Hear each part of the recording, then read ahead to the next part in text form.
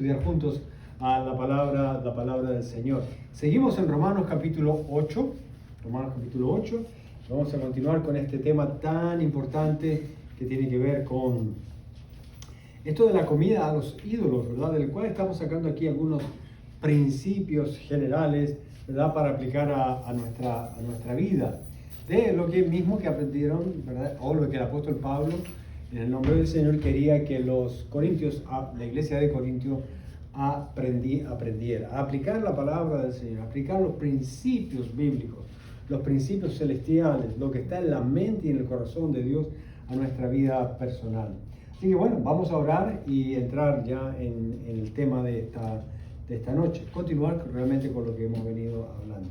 Señor y Padre, te alabamos, te damos gracias, Señor, Dios Todopoderoso, Dios magnífico, insuperable, inigualable, oh Dios amado. Te rogamos en esta hora, oh Dios, que nos asistas con la bendita persona de tu Espíritu Santo. Padre, que podamos gozarnos en tu palabra, ser edificados por ella, ser corregidos, instruidos, encaminados por ella, Padre. Esta palabra que nos sostiene cada día, Señor, y esta palabra, oh Dios, que nos protege de una mentalidad engañosa, de una mentalidad que tiene que ver con la sabiduría del mundo, más con la sabiduría del reino, de lo alto, en nuestros corazones para hacer lo que a ti te agrada. Oramos a ti en el dulce y precioso nombre de Cristo Jesús. Amén y amén. Bueno, estábamos mirando los versos, nos quedamos en el verso 4, si no me equivoco, la semana pasada, ¿verdad? En realidad toca el verso 5, ¿verdad? Que dice, pues aunque hay algunos que se llamen dioses, sea en el cielo o en la tierra, como hay muchos dioses y muchos señores, para nosotros, sin embargo, solo hay un Dios, el Padre, del cual proceden todas las cosas y nosotros somos para Él y para Él. Y un Señor Jesucristo, por medio del cual son todas las cosas y nosotros por medio de Él. Pero no en todos está este conocimiento, porque algunos habituados hasta aquí a los ídolos comen como sacrificado a ídolos, y su conciencia, siendo débil, se contamina. Si bien la vianda no nos hace más aceptos ante Dios, pues ni porque comamos seremos más, ni porque no comamos seremos menos. Pero mirad que esa libertad o esta libertad vuestra no venga a ser tropezadero a los débiles. Muy importante esta palabra. No usar nuestra libertad para hacer tropezar a alguien.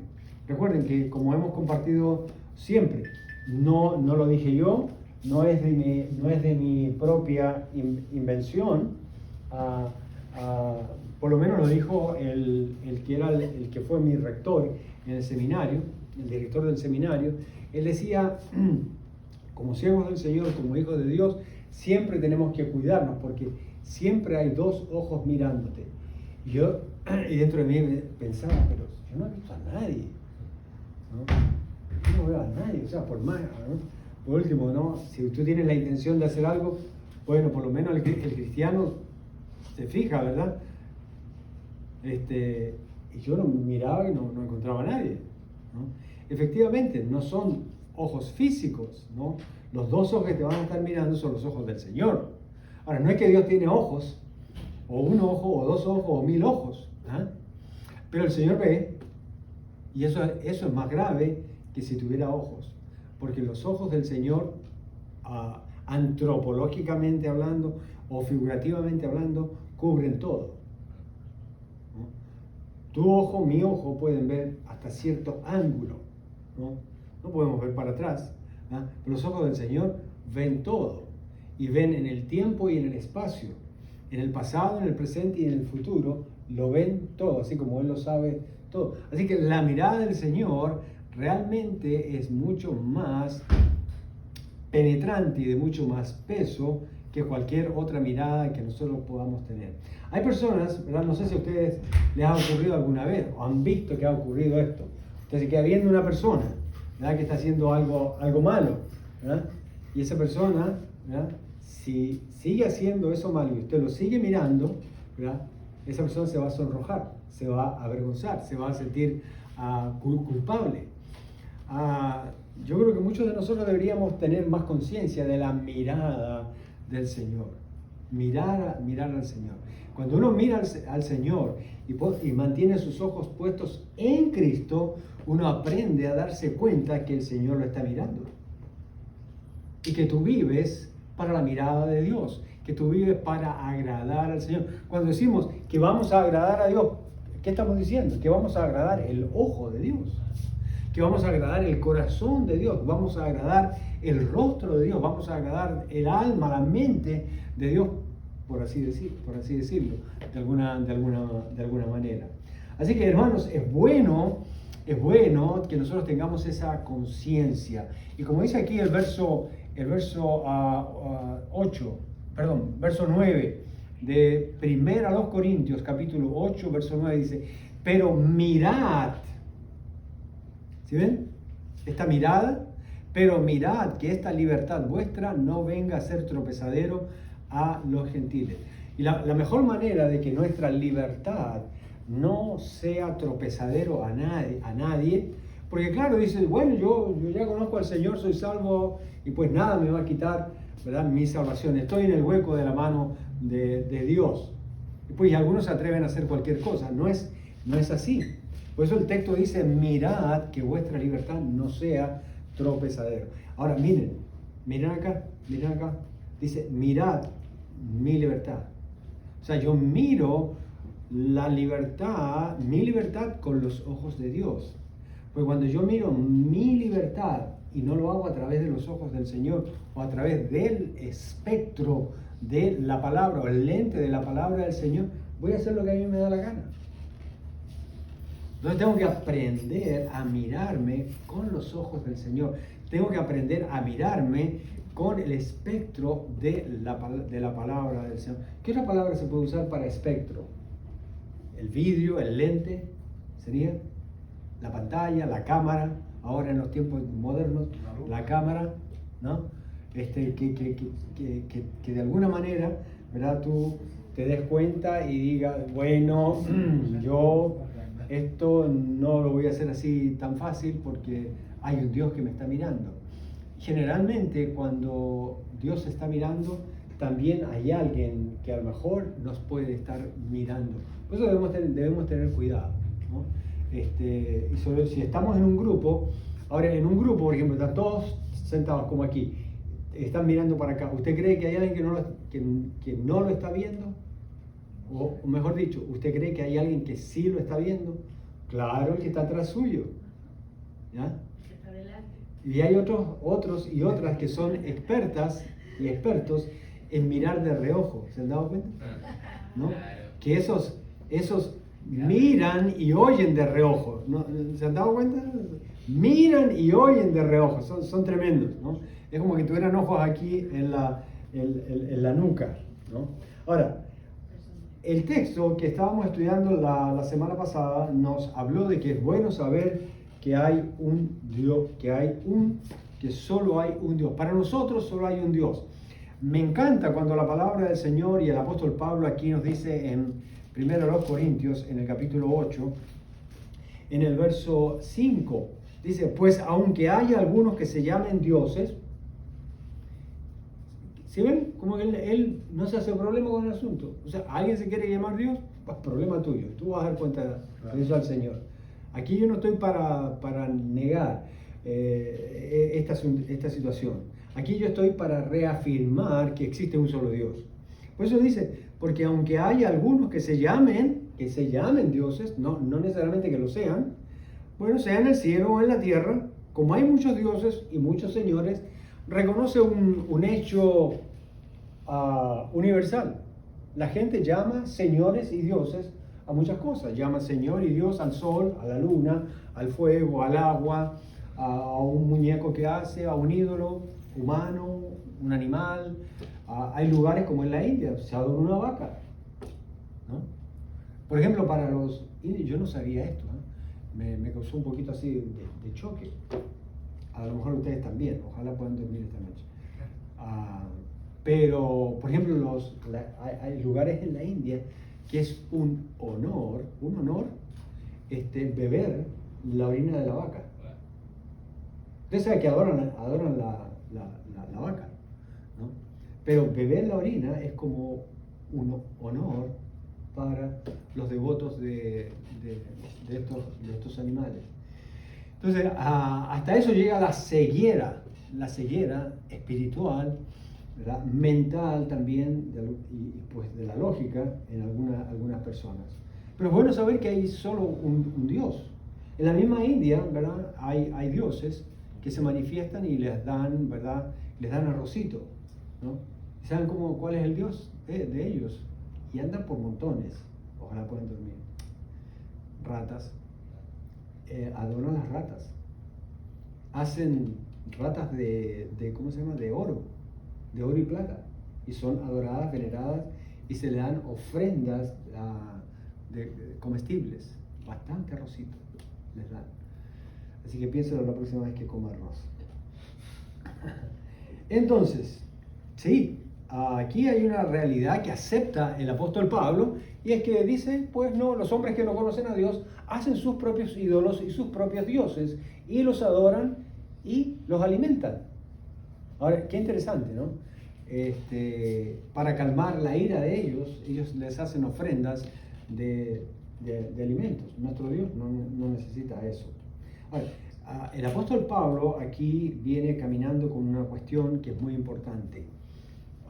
Él está enseñándonos que los ídolos, que hay un solo Dios, y que los ídolos no tienen ningún poder, que los ídolos no tienen ninguna habilidad, ninguna influencia en nosotros, excepto la que nosotros le demos a ellos.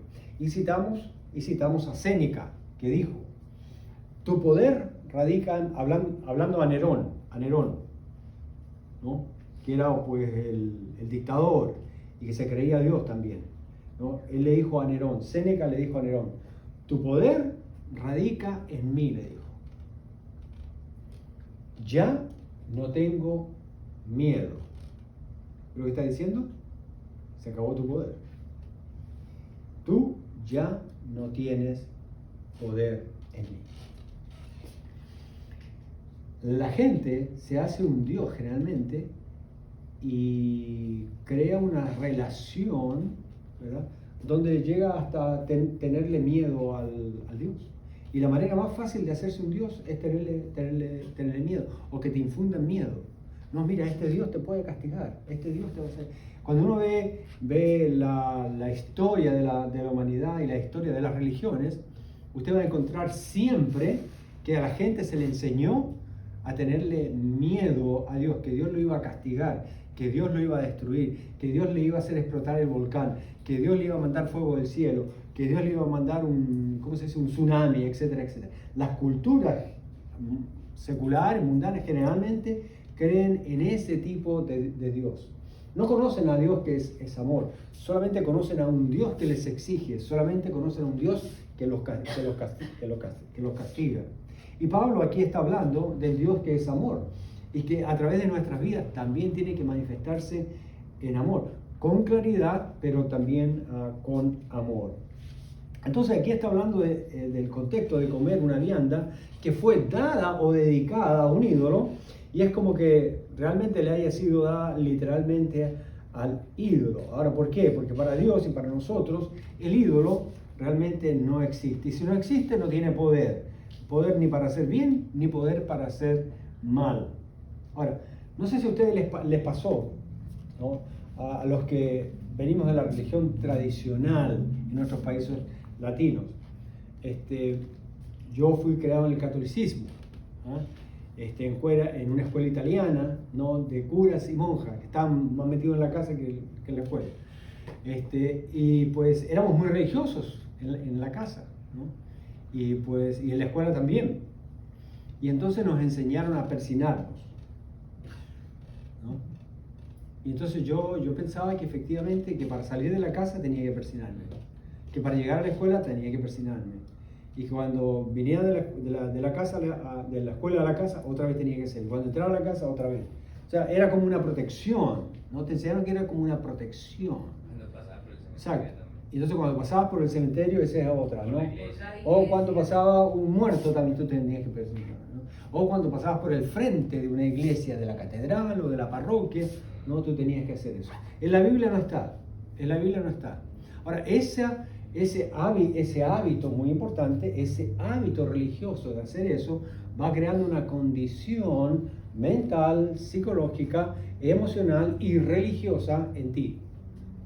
Entonces tú piensas que si no haces eso, entonces, ¿qué es lo que pasa? Estás haciendo mal y que Dios te puede castigar. Entonces tú siempre lo haces. Cuando fui salvado por el Señor Jesucristo, yo entendí que todas estas cosas pues no servían de nada, que lo único que realmente salva, protege, provee, prospera, está a cargo de mi vida y de mi salvación eterna es Jesucristo, ¿no? Y entonces, pero mira, como estaba recién convertido, entonces pues iba en el bus pasando por una iglesia y fue como automático. Otra vez hacerlo. Pero fue interesante porque no me sentí culpable. Me sentí incómodo. No me sentí culpable, me sentí incómodo de hacer eso. Buena señal. Y como a mí me gusta cuestionar todas las cosas, Dios hizo mi cerebro de esa manera y dije yo, bueno, ¿por qué estoy sintiéndome de esta manera? ¿No? Y entonces fui a la iglesia donde ya estaba yendo y pregunté, ¿y dónde estaba eso en la Biblia? Si se podía hacer o había que seguirlo haciendo o no. Porque en la iglesia donde yo estaba asistiendo yo veía que no lo hacían, pues. Que al entrar a la iglesia nadie se inclinaba, se tiraba agua bendita o se santificaba o lo que sea, ¿no? Eso era algo que hacía, porque pensaba que Dios quería que lo hiciera, hasta que me explicaron por la palabra del Señor que no está, que no tengo que hacer eso para agradar a Dios. Realmente Dios se hastía, dice el libro de Isaías, se hastía de los sacrificios, de la ofrenda, de los ritos, si mi corazón no está derramado delante de Él y no he sido salvado por la sangre preciosa de Cristo en la cruz del Calvario. Cuando entendí eso, que Dios estaba hastiado de esa religiosidad ritual, que al Señor no le agrada, entonces pues yo dije, yo ya no voy a hacer más esto. No viene de la Biblia, no viene del corazón de Dios, no tengo por qué seguir practicándolo.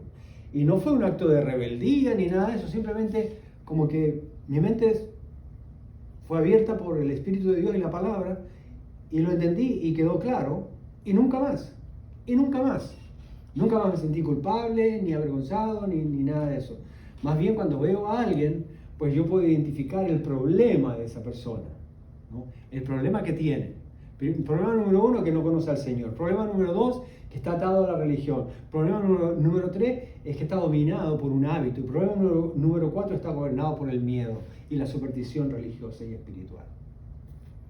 Entonces, hay que imponerle las manos a una persona para que sea libre entonces de eso, ¿verdad? Y ungirlo con aceite caliente para que sea liberado, ¿no? Y hay que tener una sección de ayuno y exorcismo para que esa persona aprenda eso, ¿no? Mira, tú estudias la palabra del Señor y tú vas a descubrir eso. Y ahí viene la renovación y la transformación de tu mente. Y puedes tomar las decisiones que al Señor le agradan. Porque esto uno lo hace para agradar al Señor.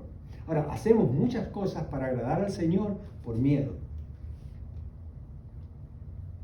Por un lado, sí, está bien, usted lo puede hacer, pero mejor hágalo por amor al Señor, por gratitud al Señor, por deuda de amor, si lo quiere llamar así, porque Él le amó primero, porque usted está agradecido de que el Señor ha perdonado todos sus pecados. Esa es la mejor manera. La Biblia dice que al que mucho se le perdona, mucho ama.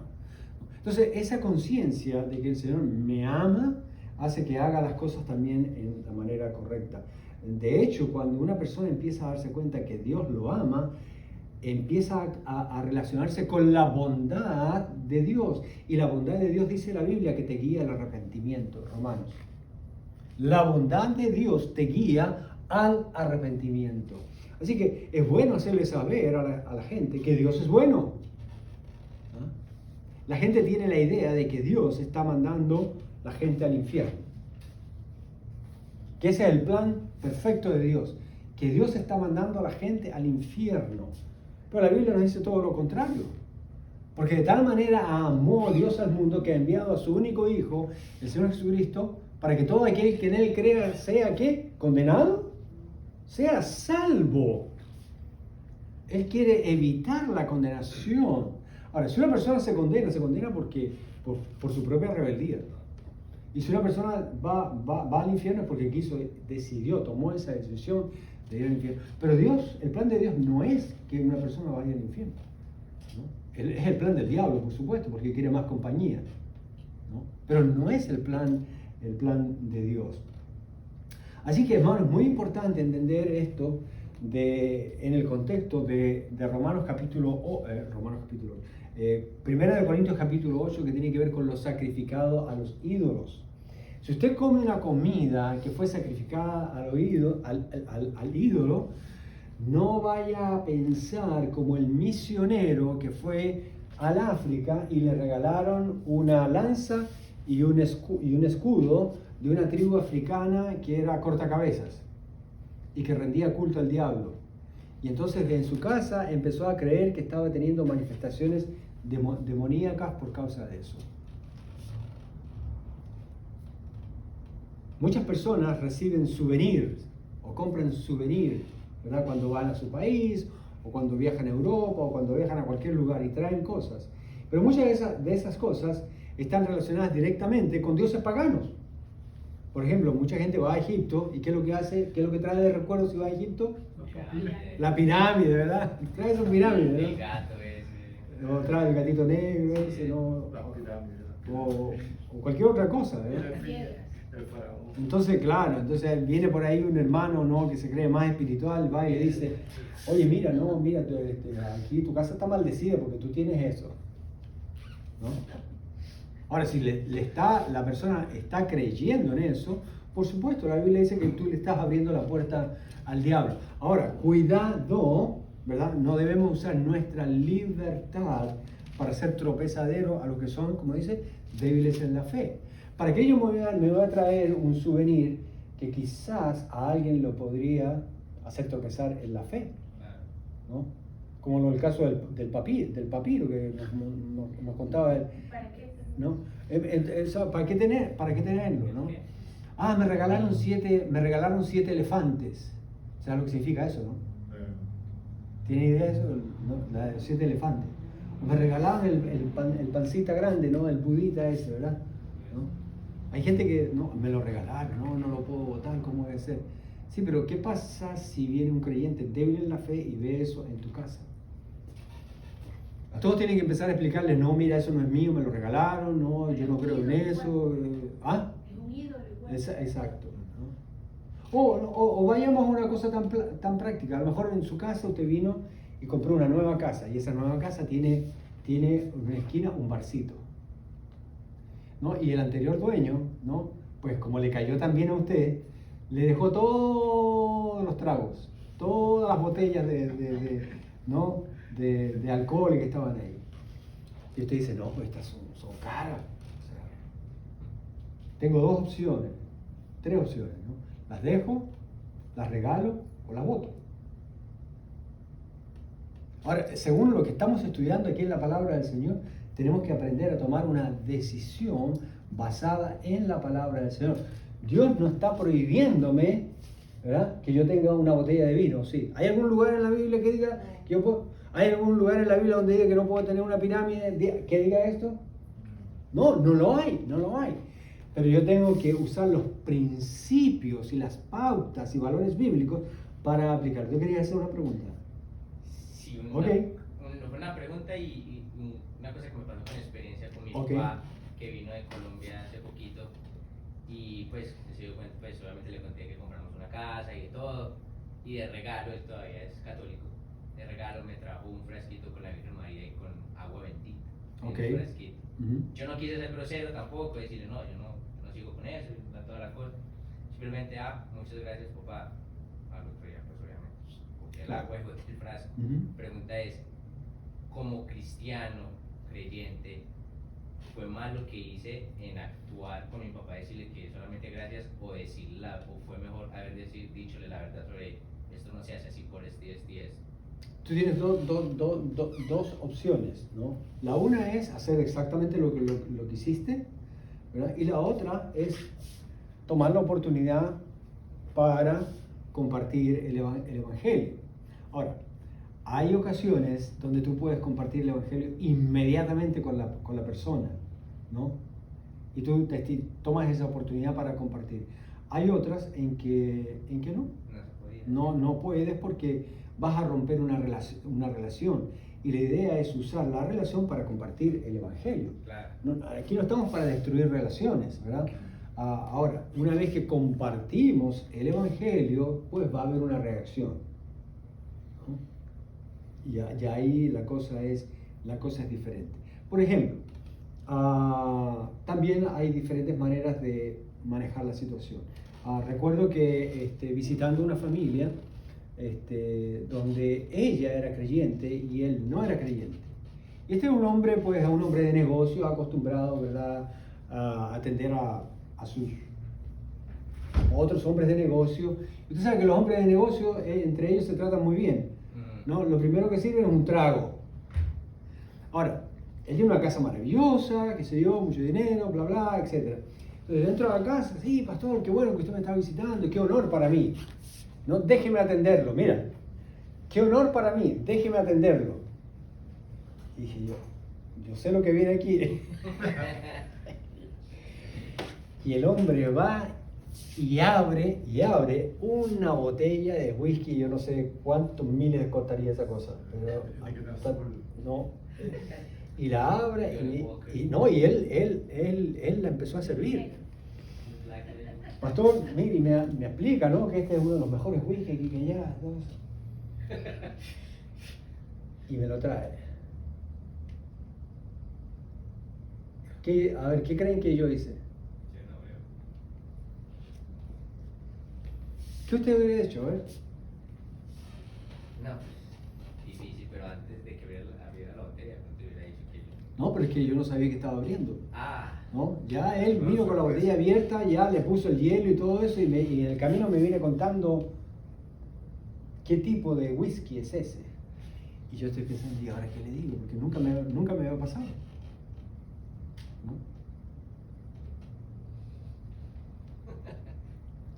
Entonces, ¿qué usted hubiese hecho? No, con la mejor decencia, si me hace sentir mal a la persona, que por favor no.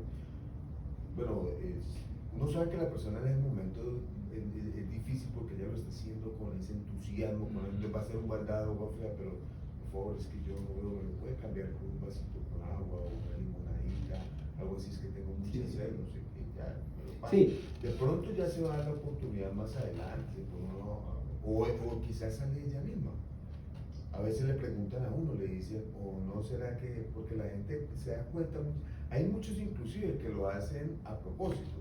Yo pienso que como usted lo está tomando, lo está diciendo, él no lo hizo sin ningún mala fe, mala intención. No, él lo hizo con mucho cariño y respeto. Con mucho cariño y todo eso, pero así mismo. Pero equivocado. Equivocado, entonces así mismo no, y recientemente pues uno le hace. Si él pregunta algo y abre el espacio, bien, o si no, pues ahí se queda, ¿no? Sí. Toma el vasito con agua, punto, y sí. yo lo acompaño, y ya, y seguimos la conversación. Así es. Cuando Jesús estuvo en una fiesta, ¿verdad?, y transformó el agua en vino, fue para enseñar algo espiritualmente. Nosotros a veces nos espantamos, pero ¿sabe por qué nos espantamos? Porque nosotros no aprovechamos las oportunidades que se nos dan. Entonces, lo que yo hice fue agradecerle, ¿verdad?, y expresarle mi aprecio por su buena atención, por su gentileza y por querer darme el honor. Y efectivamente le expliqué pues, que yo no bebo y que realmente no puedo beber, ¿no? Y es la verdad, yo no puedo beber. Si yo me tomo un poco de vino o de lo que sea, eso a mí me cae mal, a mí me da alergia, y si es de mala calidad, peor todavía. Pero como lo digo ahora, la mayoría de las veces es uno, por ejemplo, con su papá, claro que va a haber tiempo, ¿no? Va a haber el tiempo, pero el Señor le da a uno esas oportunidades, porque uno, es que depende mucho uno cómo lo haga, ¿no? Y cómo se lo diga. Por ejemplo, yo lo que le dije, ya le dije esa parte, ¿no? Que no puedo beber, y es verdad, yo no dije ninguna mentira, ¿no? Y que me alegraba mucho, ¿verdad?, la intención y el deseo que él tenía de complacerme. Yo lo homenajeé, le devolví el homenaje, ¿no? Pero que por favor la verdad que me iba a causar un gozo mucho más grande, y la verdad que tenía mucha sed, ¿verdad? Porque un clima caliente donde estaba, que por favor, si me pudiera complacer dándome un vasito de agua con limón, o agua mineral con limón. El hombre voló, perfecto. Y nos hicimos amigos. Empezó a ir a la iglesia. Que yo sepa, no se convirtió. Pero empezó a ayudar inclusive a la iglesia, porque tenía una hacienda bananera, ¿no? De banana. Y pues regalaba y dejaba en la puerta de la iglesia para que nosotros regaláramos. Nunca rechazó el evangelio. De hecho, me pedía consejo para su relación matrimonial, etcétera, etcétera, ¿no? Entonces uno tiene que dejarse guiar por el Señor. Y la guía del Señor es, número uno, Él me está mirando, número dos, tengo que actuar con amor. Porque yo no sé, ¿verdad?, cuán débil y frágil es esa persona.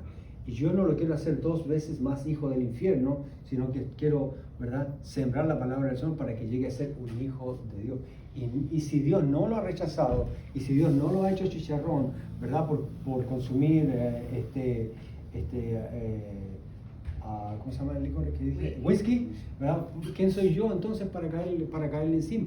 ¿Acaso yo no fui borracho antes? ¿Acaso yo no tomé esas cosas antes?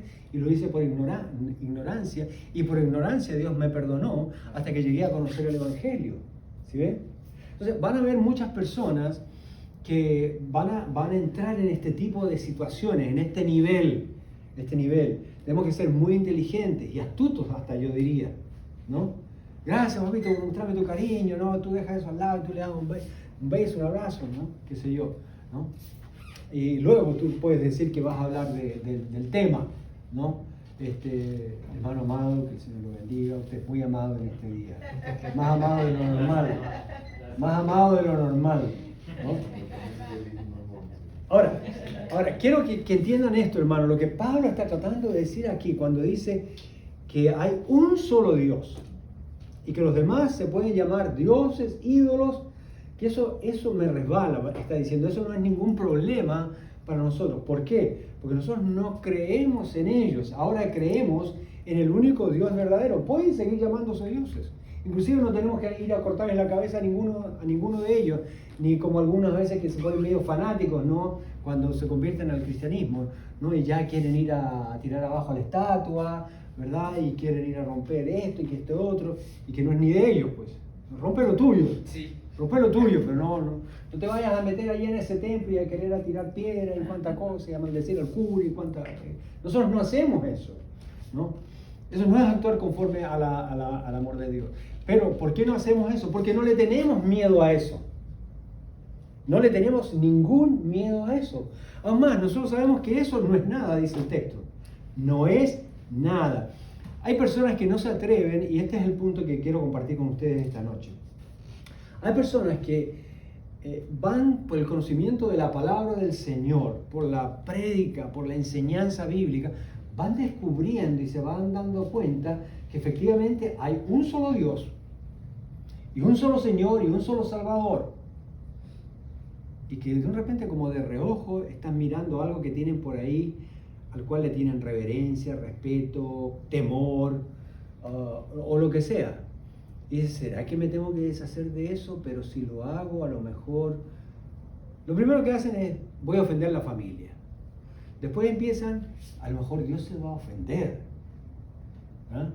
O después, lo que estábamos hablando, me voy a sentir culpable. O no, empieza el temor a jugar contigo. O supersticioso, como si le fuera a pasar como que te fuera a pasar algo.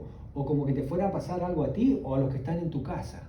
¿No? Como que una maldición se activa, ¿no? Cuando te dicen en la tumba de Tutankamón, y si tú vas a abrir el féretro, ¿verdad?, del faraón, ¿verdad?, que está momia y está seco, ya no hay ni gusanos porque se comieron todo y hasta los gusanos se comieron entre ellos. Entonces, no, que nos va a caer la maldición, ¿verdad?, la maldición. Entonces, el que no conoce al Señor también viene con ese background, con ese antecedente de superstición, porque la superstición entra por el miedo. Entonces, ¿qué hago? ¿Qué vas a hacer? haz lo que tengas que hacer, es lo correcto. No te va a caer ninguna maldición. ¿Por qué? Porque el ídolo, el Señor o el Dios o la cosa que tú tengas no tiene poder. No tiene absolutamente poder. Lo único que tienen poder son las baterías del conejito. Y que se acaba. Y se acaba. Como todas las demás baterías, dicho sea de paso. Y lo mismo ocurre con cualquier objeto, con cualquier ídolo, con cualquier cosa que nosotros levantemos. Se le acaba el poder el día en que nosotros dejamos de tenerle miedo. Como hizo Séneca con Nerón. Ese día, cuando nosotros transferimos nuestro temor a Dios por amor, ese día todo lo demás se cae, hermanos. Se cae. ¿No? ¿Cómo sabemos eso? Por la palabra del Señor. Ahora, debemos entender esto, que detrás de esto hay una doctrina. Por eso es tan importante estudiar la palabra del Señor, estudiar doctrina, estudiar teología bíblica, hermanos. Porque todas estas cosas, detrás, están amparadas por una teología, por una doctrina, que por supuesto es satánica, animal y diabólica. Pero es una doctrina, la Biblia dice que son doctrinas, que son falsas, pero son doctrinas, que son falsas, pero son doctrinas falsas. Entonces, a una doctrina falsa, ¿qué tenemos que hacerle? ¿Temerle? No, hacer lo que hizo Pablo, denunciarla, confrontarla, ¿con qué? Con la verdad, con la palabra. Ok, vamos a mirar entonces, ¿verdad? Porque el ídolo no existe, ¿no? ¿Cuál es la doctrina bíblica que hay detrás de esto? Bueno, la doctrina de Dios. Dios existe. ¿Qué tal? Oye, pero si todo el mundo cree que Dios existe. Bueno, Dios existe y es real y está aquí y ahora. Cuando tú complementas eso y lo ves a través de Cristo, ¿verdad? Que es Dios hecho hombre, entonces ese Dios que tú dices que existe y ese Dios que dice que es real, que está aquí y ahora, realmente cobra vida. Es personal. No es un Dios de lejos como creían antes los antiguos. No, Dios está allá, Él no se preocupa. Por eso la Biblia es interesante, ¿no? El profeta Ezequiel, si no me equivoco, y David también lo dijo, que uno no se puede esconder del Espíritu de Dios. A donde tú vayas, ahí estarás. ¿A dónde huiré? ¿Dónde me esconderé del Espíritu de Dios? Yo no puedo, tú no puedes hacer eso. No hay cómo. No, debajo de las piedras. Debajo de las piedras, sí. O sea, ni debajo de las piedras, no hay dónde esconderse. Entonces, cuando tú te das cuenta de que Dios es real, de verdad, está aquí y ahora, y que de verdad sí existe, entonces pues ya la cosa cambia. Pero el ídolo, el Señor, que has hecho con tus manos o que hicieron otros, no, su realidad es cero. Su existencia es cero, o es limitada, o es temporal, no es eterna, infinita, omnipotente, omnisciente, omnieterna, o como tú quieras llamarlo. Mira, vamos a leer, ¿no? En 1 Timoteo, capítulo 4, muy importante, hermanos, y vamos a cambiar un poquito más rápido con esto, ya calentamos bien los motores acerca de esto. Miren, los griegos, recuerden que ellos creían que el cuerpo o la materia era mala y que solamente el espíritu era bueno. ¿Recuerdan la filosofía ascetista, la doctrina del ascetismo del cual hablamos? Por eso muchas personas se castigaban el cuerpo, ¿verdad? Por eso también hay muchos cristianos que hacen lo mismo y creen en una manera equivocada en el ayuno, ¿verdad? Creen que el ayuno es una mortificación del cuerpo, que es para flagelarse el cuerpo, el alma y el espíritu para santificarse. No, el ayuno es separar tiempo para estar con Dios. Que sí, que vas a perder un par de kilos, por supuesto, depende del ayuno, ¿no? Pero que tu carne se va a mortificar, por supuesto, porque cualquiera que deja de comer le duelen las tripas, perdón, le duele el estómago, ¿ok? Pero más allá de que tu espíritu vaya a cambiar porque ayunaste, no hay un solo versículo en la Biblia que nos pueda decir eso. tú ayunas, ¿verdad? Para usar ese tiempo de comer, ¿para usarlo en qué? ¿En comer qué? En comer la palabra. ¿Ya? Comerla, digerirla, procesarla, lo más que se pueda. Es un tiempo que tú estás dedicando. Usted puede ayunar no solamente comida, usted puede ayunar pecado. ¿Cuántos han ayunado pecado? ¿Cuántos han ayunado malas obras? El profeta Ezequiel, si no me equivoco, él habla de eso. Él dice. ¿Verdad? Él dice que debemos, que el ayuno que agrada al Señor es el ayuno de buenas obras, es el ayuno de misericordia, es el ayuno de hacer misericordia, es el ayuno de ser compasivo. No de ponerse pálido y ahí estar todo despeinado y parecer como que no un alma que ya eres como un zombie, para parecer más espiritual. Nunca Jesús dijo eso, inclusive, si lo vas a hacer, que nadie sepa. ¿No? Entonces, usted de ahora en adelante se puede proponer un ayunito de pecado, de un día por lo menos. 24 horas no voy a pecar al Señor. Y usted conscientemente, ahora que se puede hacer, claro que es muy difícil, como cualquier comida que usted se pueda abstener. Pero es interesante que uno se puede ver de otra manera, ¿verdad? O de acuerdo a la palabra del Señor, lo que Él dice. Primera de Timoteo, capítulo 4, verso 1 y 2. Alguien lo lea por favor en voz alta. Primera de Timoteo 4, del 1 al 5. Pero el Espíritu dice claramente que en los postreros tiempos algunos apostarán de la fe, escuchando a espíritus engañadores y a doctrinas de demonios, por la hipocresía de mentirosos que teniendo cauterizada la conciencia. ¿El 2? Hasta el 5. Hasta el 5. Por la hipocresía de mentirosos, bueno, en el 3 dice, prohibirán casarse y mandarán abstenerse de alimentos que Dios creó para que con acción de gracias participasen de ellos los creyentes y los que han conocido la verdad, porque todo lo que Dios creó es bueno y nada es de desecharse si se toma con acción de gracias, porque por la palabra de Dios y por la oración es santificado. Ok, pregunta, ¿cuál es la doctrina que está detrás de todo esto? ¿Se ve que habla y dice doctrinas qué cosa? Dice el verso 1 al final. Son doctrinas de demonios. Ahora, ¿quiénes están trayendo estas doctrinas? ¿Los demonios? No, los falsos maestros.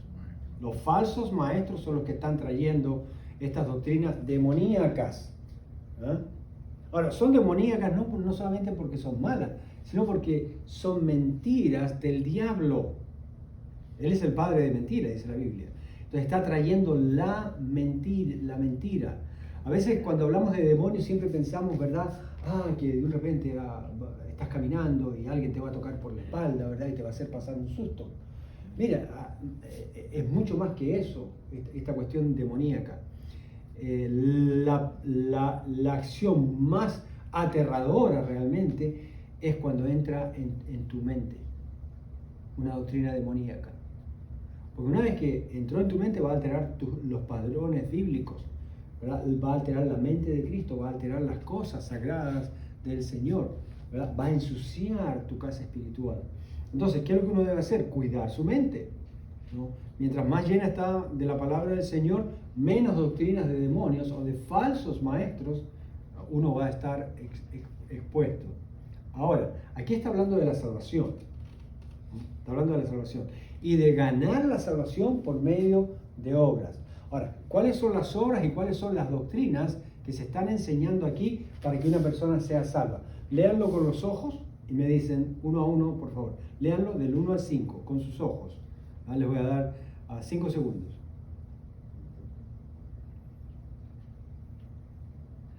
El verso 2 y 3 específicamente, ¿ok? Eso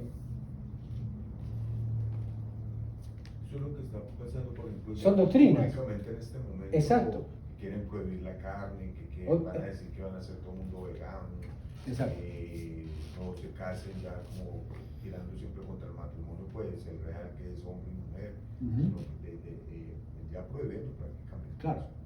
Entonces, estas son doctrinas de demonios.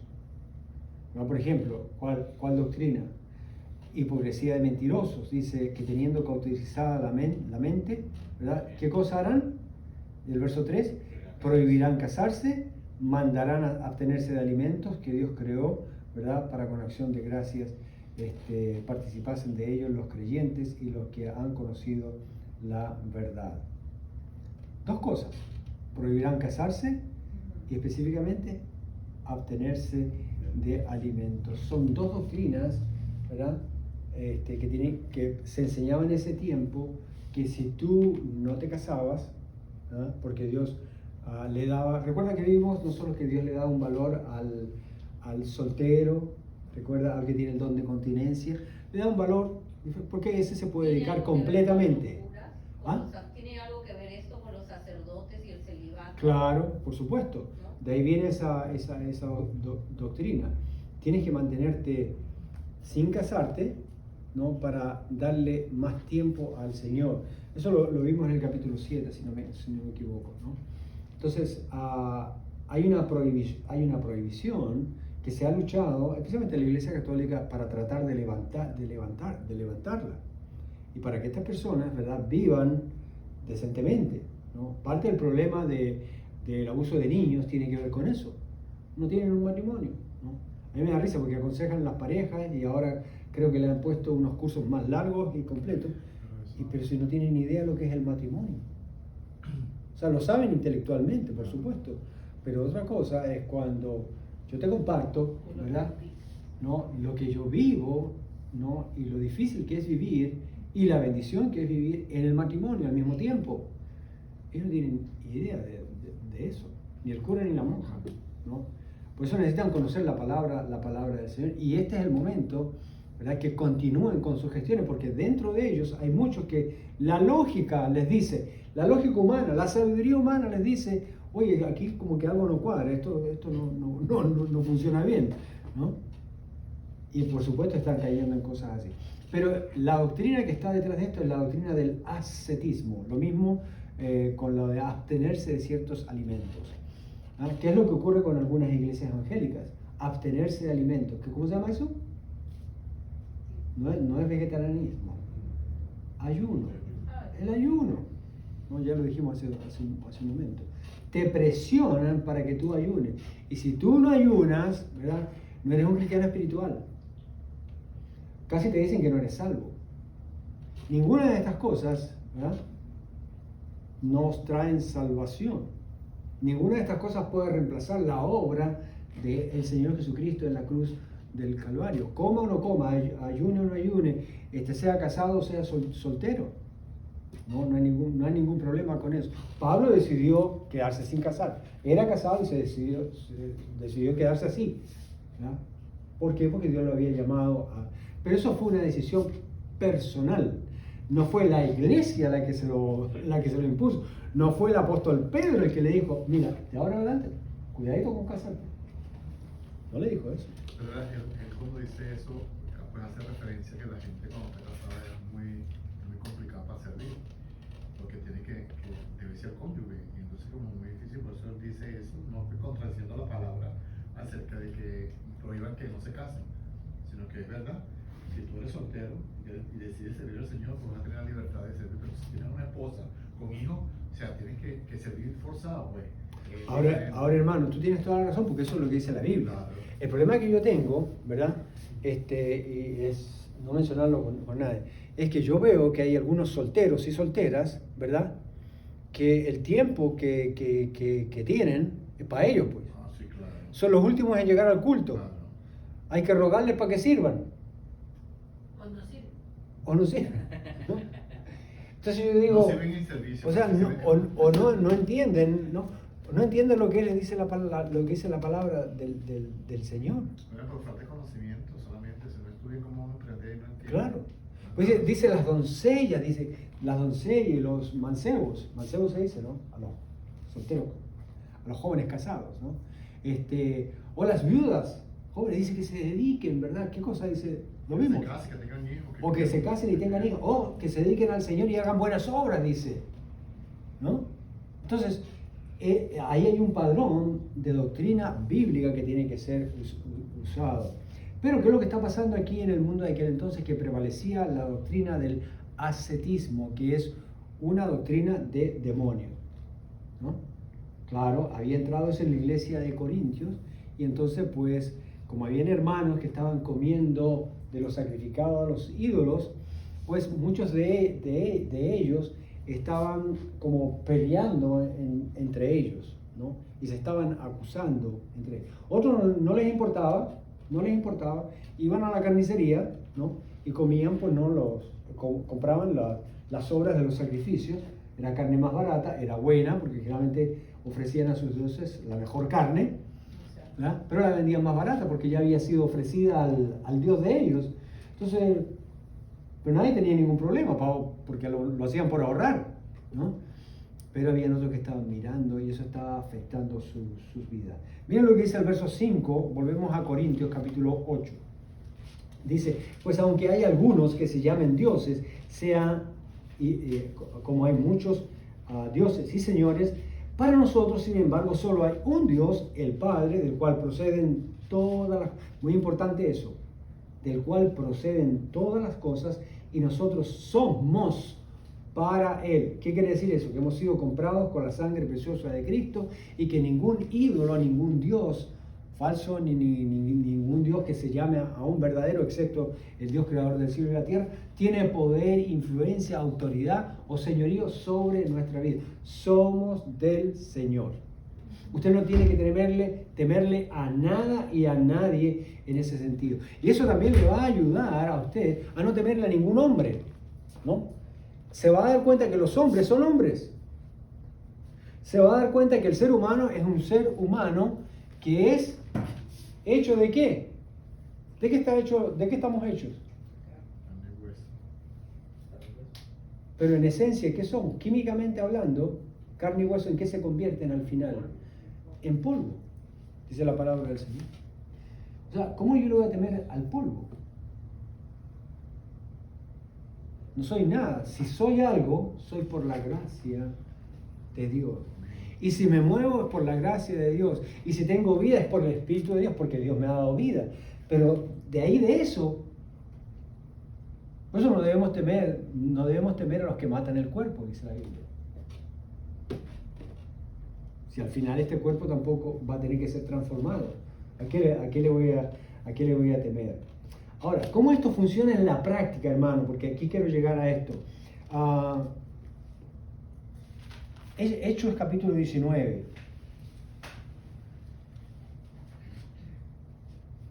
Recuerden que el abstenerse de comida o el no casarse no santifica tu vida, ¿ok? No te salva. Sí, tú puedes dedicar más tiempo al Señor, que es diferente, ¿ok? Pero eso es algo personal entre tú y el Señor. No es una demanda bíblica, no es un mandato. Ahora, en Hechos capítulo 19, verso 26, vamos a leer este verso primero. Dice, Pablo está en Éfeso. Dice, pero veis y oís que este Pablo, no solamente en Éfeso, sino en casi toda Asia, ha apartado a muchas gentes con persuasión, diciendo que no son dioses los que se hacen con las manos. Ahora, Pablo aquí sí dice, no son dioses. O sea, lo que realmente está diciendo, que fue lo que le dijo a los corintios, no le tengan miedo a esto. No le tengan miedo. En otras palabras, esto es un negocio. Ahora, ¿qué pasa cuando uno descubre que ninguna de estas cosas tiene poder? Que no son Dios, que no son señores, que yo ya no tengo ni culpa, ni vergüenza, ni temor con esto. Bueno, lo que nos dice la palabra, ¿verdad? En el verso 18, un poquito antes, ¿no? Muy interesante lo que ocurrió acá. Verso 18 y 20. Alguien lo lea por favor en voz alta.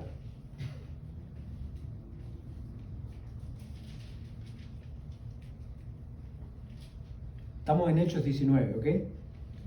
18 al 20. Y muchos de los que habían creído venían, confesando y dando cuenta de sus hechos. Así muchos de los que habían practicado la magia trajeron sus libros y los quemaron delante de todos.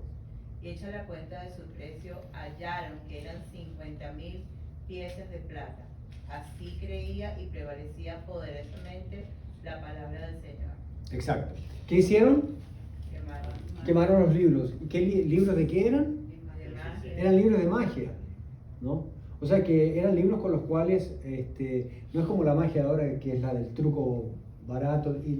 Esto no era ilusionismo, esto era brujería o magia negra, como se dice, ¿verdad? Esoterismo completo, de comunicarse con espíritus demoníacos para hacer cosas, ¿verdad? Traer maldición, crear enfermedades o lo que sea, ¿no? Adivinar el futuro, comunicarse con los muertos, etcétera, etcétera, etcétera, etcétera. Leer el hígado de los animales para ver el futuro de las personas. Todo ese tipo de cosas estaban ahí, ¿no? Todo eso eran libros, ¿verdad?, que habían escrito, eran cientos de libros, ¿no? Es interesante. Eso era algo común en aquel tiempo. La superstición, pero también este asunto de la brujería, ¿no? Ahora, ¿de dónde venía la brujería? De las falsas doctrinas, ¿ya? O de doctrinas de demonios. Ahora, ¿qué hicieron estos que se convirtieron a Cristo con esos libros? ¿Qué hicieron estos brujos? O aquellos que eran seguidores de brujos y que tenían estos libros y eran quizás aprendices de brujos. O que por curiosidad o por lo que sea tenían estos libros. Una vez que se convirtieron a Cristo, se dieron cuenta de ¿qué? Que Cristo era ¿qué? La verdad. Que Cristo Él era Dios. Que Él era la verdad, el camino y la vida. Y que no hay nadie como Él y que Él es la autoridad suprema. Y que todas las cosas subsisten por Él. Acabamos de leer el verso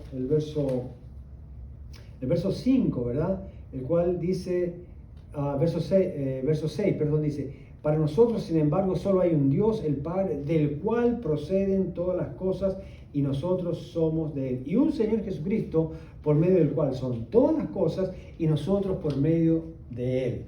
Estas personas entendieron eso y decidieron, ok, estos libritos de magia, ¿verdad?, no son nada, y si eran algo, ya no lo son. ¿Y qué hicieron? Muy importante, ¿qué hicieron? Los quemaron. Ahora, uno se pregunta, aquí viene el concepto del apóstol Pablo, ¿verdad? Uno dice, bueno, yo tengo claro que esos libros no son nada, que es basura, que es doctrina de demonios. ¿Pero por qué los quemaron? Si no son nada. Para que la gente no siguiera leyendo esa doctrina, falta doctrina. Claro, exactamente, ¿no? Ahora, ¿de quién eran los libros? No de ellos, de ellos. O sea, no eran los libros del brujo, que fueron donde el brujo, a quemar al brujo, ni a quemar los libros del brujo, que era como hicieron antes, que eso fue un error, ¿no? O sea, la verdad no funciona así, la justicia no funciona así. Yo no tengo por qué ir a quemar el libro de brujería de otro ni al brujo. El cristiano no es un cazador de brujas. Si no se arrepiente, él se quema solo, pero Exacto. hay oportunidad para salvarse. Exacto. Así como estos llegaron a salvarse por el conocimiento de la verdad, por la predicación del Evangelio, por presentar a Jesucristo, conocer a Jesucristo, ellos de su propia voluntad dijeron no. O sea, no hay comparación en el poder de la brujería o de los demonios en comparación con el poder de Dios hecho hombre, el Señor Jesucristo, que tiene poder sobre todas las cosas y que todo demonio es considerado un enemigo de Él y va a estar bajo sus pies. ¿Leyeron el devocional de esta mañana? Léanlo. Ahí está clarito, ¿no? Para que no tenga que repetirlo ahora, ¿ok? Pero aquí vemos eso, que ellos decidieron destruir los libros para que no solamente ellos vayan a caer en la tentación y volver a leer eso, y regresar a su vida pasada. Cortaron el puente. Número 2, para que otros, como su esposa, o sus hijos, o su tío, o su prima, o su pariente, o su amigo, no vaya a leer, no se le vaya a ocurrir leer eso y no exponerlo. Ahora, les pregunto, ¿ellos quemaron los libros porque los libros tenían poder? No. Porque no tenía Fueron creados, ¿no? Porque Y si no tenían poder, ya sabemos, ya lo acabamos de explicar, ¿no? Pero el punto es, ¿era porque tenían poder? No, absolutamente no. Ahora, Porque conocieron la verdad, ujú, y la verdad se arrepintieron, porque eso es lo que decía Pablo en el mismo hecho de que esta ley de arrepentir y convertido, se arrepintieron de sus cosas, pero lo hicieron en lo personal, Claro. hicieron su decisión en ello. Porque ellos reconocen que había gente, ahí seguramente había de los que practicaban igual que ellos y quedaron en su práctica. Claro. Eso que nombra la Biblia, fueron los que se arrepintieron. ahora miren, creo que para terminar, el verso 7 dice, pero en todos hay este conocimiento. ¿Cuál? El verso 5 y 6, que hay un solo Dios, que de Él dependen todas las cosas, Él es el que nos provee, ¿verdad? Porque algunos habituados, esa palabra, habituados, hasta aquí a los ídolos, comen como sacrificado a ídolos y su conciencia, siendo débil, se contamina. En otras palabras, ellos todavía, ¿verdad?, imaginaban que los ídolos eran reales y malignos en su vida. Ahora, cuando uno conoce al Señor, descubre que no. No, es la batería. Murió. Sí, murió. ¿Sí ven? Hasta las baterías se mueren. Hace paz. Exacto. Y entonces, de paso, ¿no? De una vez, exacto, ¿no? Más claro que eso, si quiere. El punto es este, mis queridos hermanos. Ellos rompieron, o sea, a ver, ¿cómo les digo esto? A veces nosotros pensamos que para romper con algo de nuestro pasado, o aquello que le tuvimos miedo religiosamente, culturalmente, socialmente, lo que es supersticiosamente o por cuestiones esotéricas o lo que sea, que no lo podemos hacer, que nos da miedo, que nos da culpa, que nos da vergüenza, que nos da temor, que algo malo nos va a pasar. Miren, aquí estas personas recién se acaban de convertir. Se acaban de convertir. No recibieron ningún curso. No recibieron ningún entrenamiento, ninguna explicación, no se les fue a rogar, mira, oye, el desastre de los libros. Nadie les dijo nada. Ellos, de su voluntad, de su propia decisión, por haber conocido al Señor, inmediatamente agarraron todos los libros y los rompieron. Ahora, usando la palabra aquí dice, pero no todos en este conocimiento, porque algunos habituados hasta aquí. ¿Cómo romper un hábito? ¿Cuántos fumaron alguna vez? ¿Cuántos eran bebedores? ¿Se acuerda cómo le enseñaron a uno a romper los hábitos? No, mire, si usted quiere dejar de tomar, déjelo de a poquito, ¿se acuerdan? Déjelo de a uno, déjelo de a poquito. No tomes 4, tómate 2. Exacto, no te tomes 4, tómate 2. Y después No tómate te uno. fumes. Y finalmente te tómate uno, y después que te tomas uno semanal, tómate uno al mes y así. Ahora, oye, ¿sabe qué? A mí sinceramente me preocupa que hay algunos cristianos que están haciendo eso.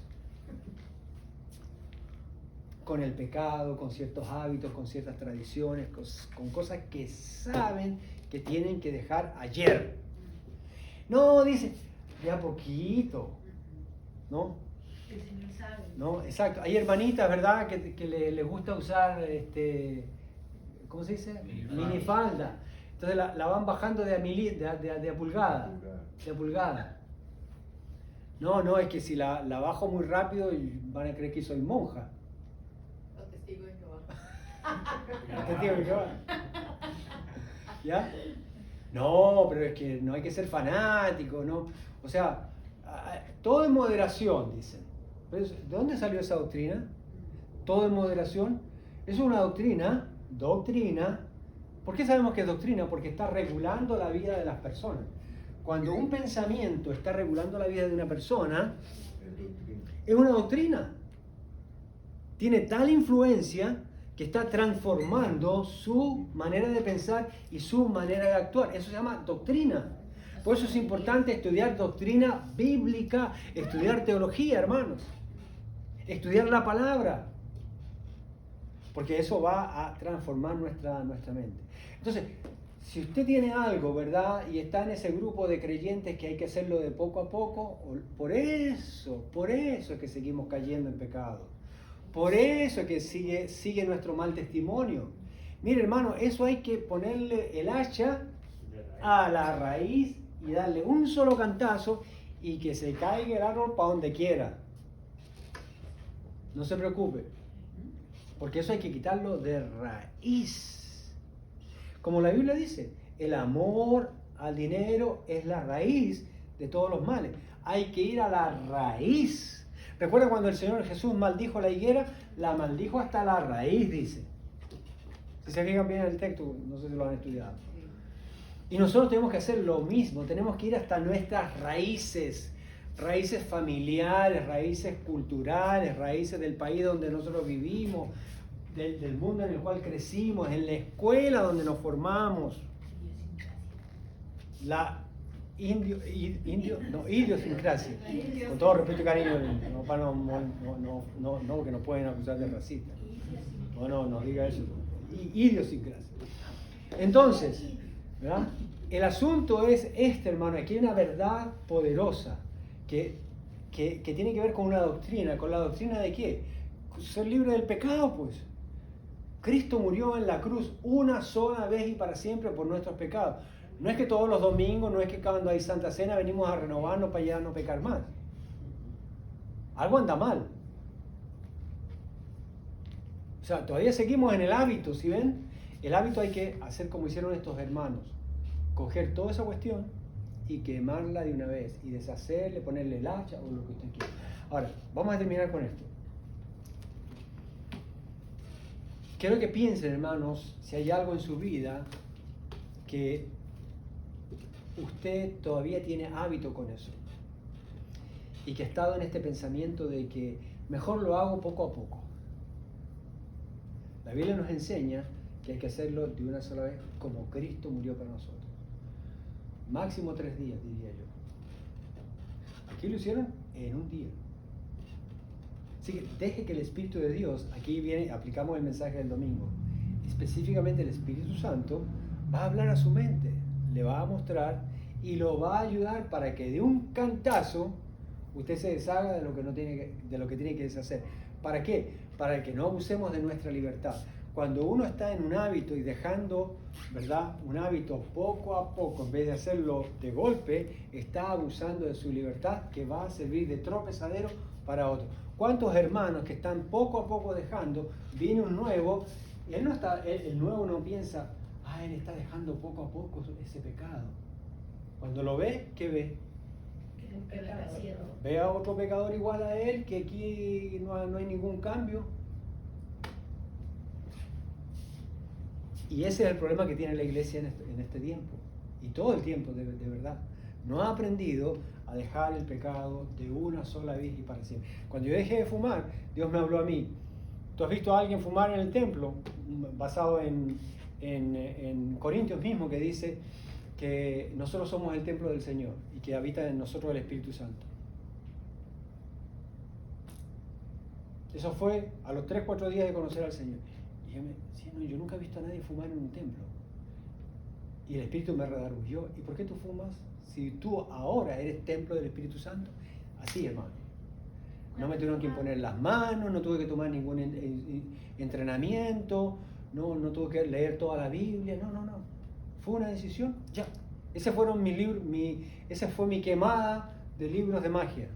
Sí, pero no fue tan fácil, ¿Ah? Porque te da ganas.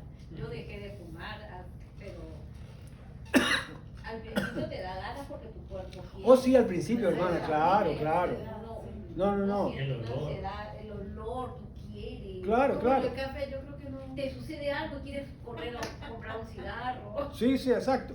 Ahora, no estamos hablando de las consecuencias de dejarlo. Estamos hablando del hecho de la decisión, que es para honrar al Señor, ¿no? No es para sentirme bien yo. Sí, yo voy a sufrir por el hábito, porque te hace sufrir eso. Porque el cuerpo te pide, estás habituado, hay vicio en eso. La química del cuerpo te reclama. Pero yo tengo que, ahí es donde viene. O sea, oye, si no puedo sufrir por Cristo, por romper un hábito, ¿qué voy a sufrir por Cristo por hablarle a otros? Pero ¿Sí el ves? Señor lo ayuda a uno. Claro que lo ayuda, El Señor así le da es, la así fuerza es, y así es. uno a poder. Todo depende de la disposición de uno. Señor, ¿cuánto quiero que el Señor me ayude? Si usted quiere que lo ayude progresivamente, el Señor, claro, lo va a ayudar progresivamente, pero no quiere decir que está bien. Si el Señor quiere que lo ayude de un solo cantazo, lo va a hacer. De hecho, cuando yo dejé, y yo, ¿por qué digo esto del cigarro, hermano? Porque yo fumaba 8 cajetillas diarias a los 17 años de edad. 7 a 8 cajetillas diarias. O sea, si alguien me dice a mí que eso es difícil de dejarlo, yo le puedo decir que sí. Pero tomé una decisión en Cristo Jesús por amor a Cristo Jesús. Mi amor y mi gratitud era tan grande que fue mayor que las ganas de que, sí, claro, yo tuve. Y te tiraban el humo en la cara y se te hacía agua a la boca y tú, ¿no? Y era terrible. Claro, no, uno no lo muestra, pero me acordaba, no, yo ya entiendo que soy el templo del Espíritu Santo. Y me mantuve hasta el día de hoy. No he fumado después de 40 años un solo cigarrillo. Ahora, indirectamente todos fumamos porque todo el mundo fuma. ¿No? Pero yo no ando, pero ahora yo vuelo y me molesta. Me mareo, me duele el estómago, me dan ganas de ir al baño, una cosa terrible, ¿no? Pero lo de las consecuencias, eso es un asunto, hermano, que... ¿Cuál es el problema? Oye, pues si Cristo la pasó peor en la cruz. O sea, yo decido a quién voy a honrar. Estos hermanos decidieron honrar a eso. Así que bienvenidos, ¿verdad?, a romper hábitos de doctrinas demoníacas. Miren lo que está detrás de todo eso. Esa es la verdad de la verdad, hermano, que Cristo nos trae. Por eso somos libres por la verdad del Señor Jesús. Señor, te damos gracias por tu palabra, lo que hoy hemos aprendido. Gracias por la fuerza, la autoridad, la influencia, la manera en cómo tú hablas con tanta claridad a nuestras vidas, Señor, para agradarte y hacer lo correcto. Padre, pido por cada uno de mis hermanos, por cada una de nuestras vidas, Padre, para que hagamos lo que a ti te agrada, Señor, aun cuando tengamos que pagar un precio. Ese precio no se compara con el que pagó nuestro Señor Jesucristo, del cual siempre estamos en deuda de gratitud y amor por Él. Padre, oramos en su nombre, en su precioso y maravilloso nombre, el único Dios vivo y verdadero, el único Señor de señores, el único Dios que vive en nosotros. En Él oramos. Amén y amén. Bien, hermanos, que el Señor les bendiga.